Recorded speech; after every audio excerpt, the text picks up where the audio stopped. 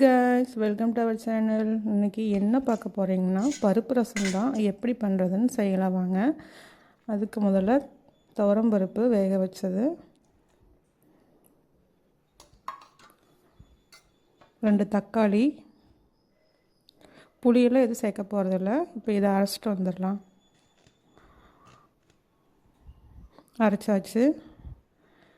தாளிப்புக்கு வந்து தேவையான பொருள் வரமிளகாய், கருவேப்பிலை,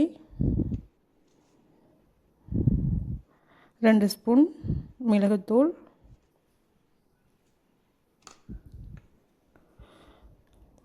2 ஸ்பூன் ஜீரகத்தூள்,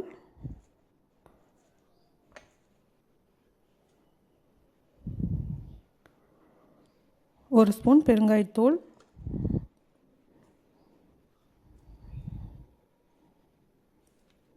இடித்து வச்ச பூண்டு.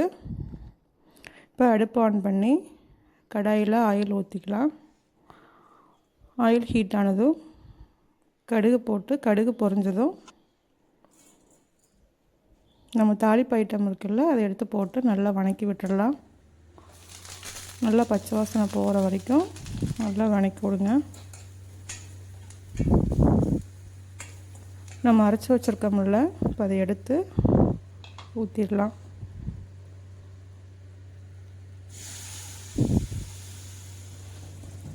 இன்னும் கொஞ்சம் தண்ணி கொஞ்சம் விட்டு மறுபடியும் ஊற்றிக்கலாம்.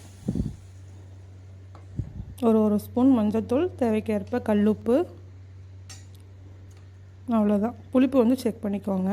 வேணுன்னா கொஞ்சம் தண்ணி கூட கொஞ்சம் ஊற்றிக்கோங்க. அவ்வளோதாங்க. இதே மாதிரி தான் பச்சை பயிறு ரசம், கொள்ளு ரசமும். கொள்ளுக்கு மட்டும் கொஞ்சமாக புளி கொஞ்சம் போட்டு அரைச்சிருங்க. ஆனால் தாளிப்பெல்லாம் எல்லாமே இதே ப்ராசஸ் தான். இப்போ ரசம் நுரக்கட்டிடுச்சு. எடுத்து ஒரு பாத்திரத்தில் நம்ம வந்து ஊற்றிக்கலாம்.